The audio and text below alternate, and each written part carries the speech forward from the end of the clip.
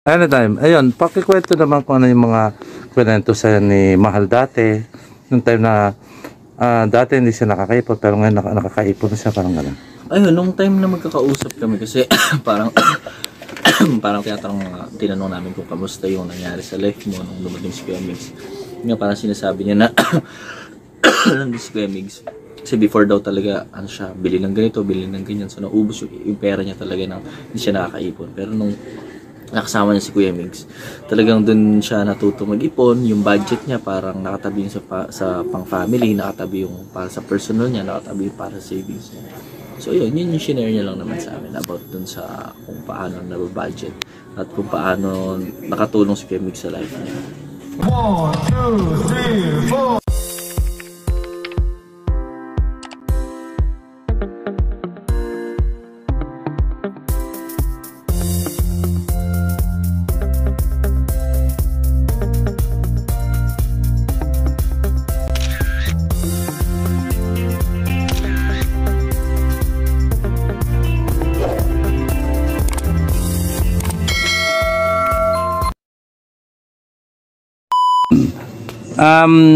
Saan kayo nagkasama ni Mahal at saka ni Migs?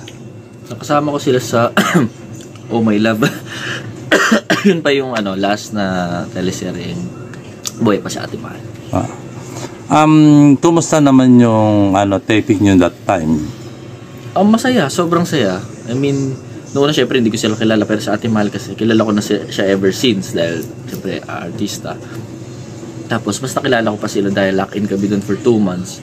So ang saya nung bonding namin kasi most of the cast nung Oh My Love sila komedyante. So madali silang katrabaho lahat. Ano yung first impression mo kay Migs? Si Kuya Migs, kapakatahimik. Sobrang tahimik niyang tao. Hanggang sa wait, sorry hanggang sa nung nagkaroon kami ng chance na makabanding sila, si Ate Mahal, dahil si Kiray ka-close si Ate Mahal. Doon ko nakilala si Kuya Migs. Napakabait na tao, napaka down to earth. Tsaka hindi namin na-expect na doon sa itsura ni Kuya Migs parang ang dami niya pinagdaanan sa life. Talagang yung pagsusumikap niya na gabayan si Ate Mahal financially, kung paano niya alagaan. Kasi alam ko yung rooms nila mataas sa yung room nila nung time. So talagang yung bag, yung taping chair nilang dala ni Kuya Migs. Tapos buhat niya pa si Ate Mahal. So talagang grabe yung sakripisyo ng tao. Bait, napakabait. Tsaka siya, totoong tao. So nung time na medyo tumagal na, yun, parang napalapit na sila sa amin talaga. Gaano nung time na nagtitaping kayo, gaano niya pinapakita na talagang importante si Mahal sa kanya? Actually, hindi niya kailangan ipakita. Kusa namin nakikita. Kung paano niya, yun palang buong araw mong kasama si Ate Mahal. Talagang binubuhat niya kahit nasaan siya. Ate Mahal, hindi naman makapaglakad kasi nakapaglakad siya pero hindi sobrang layo. So talagang binubuhat ni Kuya Migs yung mga gamit, si Ate Mahal.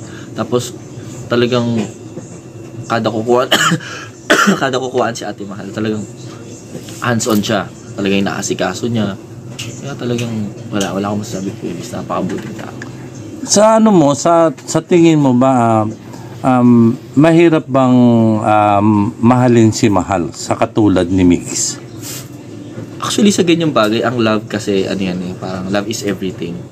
Lahat ng bagay na bibigyan mo ng pansin, yung talagang mafe-feel mo yung love. Kasi ang love hindi naman tinuturo yan. Hindi natuturo yung love. Kusa mong nararamdaman yan. So, kung sa kanila, kung ano man meron sila, happy kami for them. And nakikita naman namin kung paano sila mag-care sa isa't isa. And happy kami kasi parang kung ano yung kailangan ni Ate Mahal, pupunan ni Kuya Migs. Siguro, same goes din ni Kuya Migs. Kung ano yung kailangan ni Kuya Migs na naibibigay ni Ate Mahal. Mahirap yun mahirap yung chemistry na ganun. Hindi mo maituturo yun kung saan nararamdaman ng dalawang tao.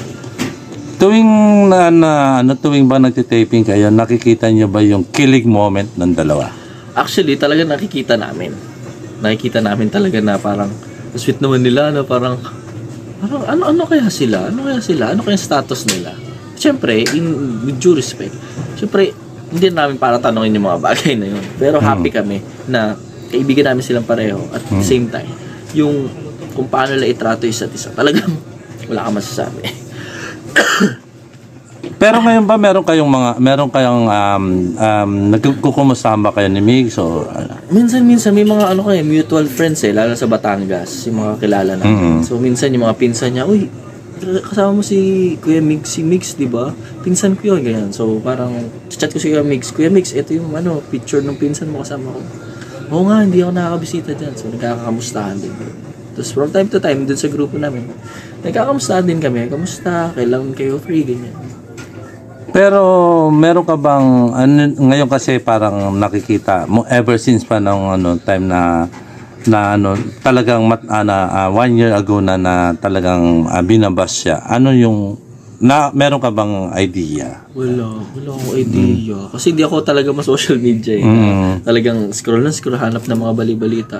Ano lang ako, laging pag kailangan ko mag-post, doon lang ako sa social media. Pag kausap yung mga families ko, hindi ko alam, may ganun ba? Oo. Pero sa palagay mo, itong mga nagbabas kay Mix na parang peke yung pinapakita niya kay Mahal, ano masasabi mo? I doubt na yung peke pinapakita kasi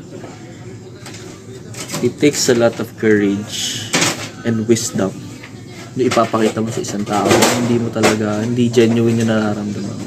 Ako hindi ako gagawa ng isang bagay na alam kong pepekein ko. Ang sama naman na ugali mo kung ganun yung intention mo sa tao. Pero kung hindi yung ganun, hindi mo makikita mo yun.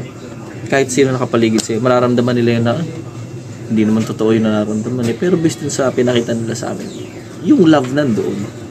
Kung ano man yung status nila, more than friends or talaga importante, makikita mo talaga yung pag-aaruga.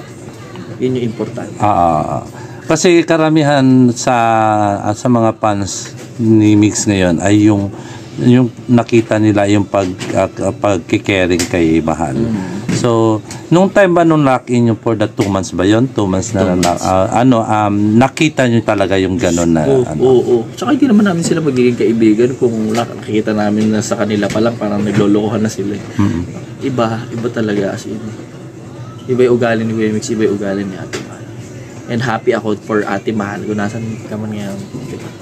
Sobrang happy ako dahil may nakilala kaming Migs Molina. Ang dami namin natutunan sa kanya. Kahit ganun kami, panay comedy. Pero may part kasi na pag-break namin, usap kami, kwentuhan kami about life. Kung yung mga pinagdaanan namin sa life. And happy ako kasi iti-treasure ko yung mga moments na magkakasama kami. Especially na nabubuhay pa si Ate Mahal. Kasi talagang iba yung bonding namin. Tsaka iba yung Kuya Migs kay Ate Mahal. Yung chemistry nila, nakikita mo ba na talagang iba? Oo, makikita nyo naman tsaka sa vlog, sa ang kulit talaga. Parang kinikilig din kami sa kanila. Kinikilig din kami. Tapos nakakilig talaga sila. Yung mga videos kung papanoorin mo, lululu si Ate Mahal. Parang ganun. Niloloko mo sila. Ay, kilig na kilig ka naman. Ganun. Naasar-asar na lang siya. Sweet silang dalawa. Tama yung sinasabi nila. Ano yung masasabi mo na ang pag-ibig ay walang tinitignan na estado? Walang tinitignan na estado ang pag-ibig. Alam mo, ang pag-ibig kasi marami yan. Pag-ibig sa family, pag-ibig sa kaibigan, pag-ibig sa talagang gusto mong makasama habang buhay. So, ang pag-ibig kasi hindi mo naman nagbabago siya. Pero may kita mo kung totoo ang pag-ibig talaga. Lalo na pag nakikita mo yung dalawang tao, nakakasama mo sila ng matagal.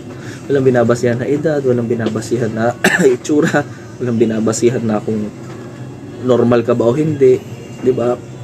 Lahat 'yan kung love mo talaga yung tao. Makikita at mararamdaman mo. Anong message mo kay Mix dahil sobrang binabati ko siya? Alam mo yung Mix, kilala ka namin. Natutuwa ako kasi nakilala kita and wala kang kailangan patunayan sa iba. Parang kami, kung ano man yung sinasabi ng ibang tao, wala kang dapat patunayan. Yung mga totoong kaibigan mo, yung magpapatunay for you. And tuloy mo lang kung ano yung ginagawa mo ngayon dahil alam namin mabuti kang tao and nandito kami lagi for you.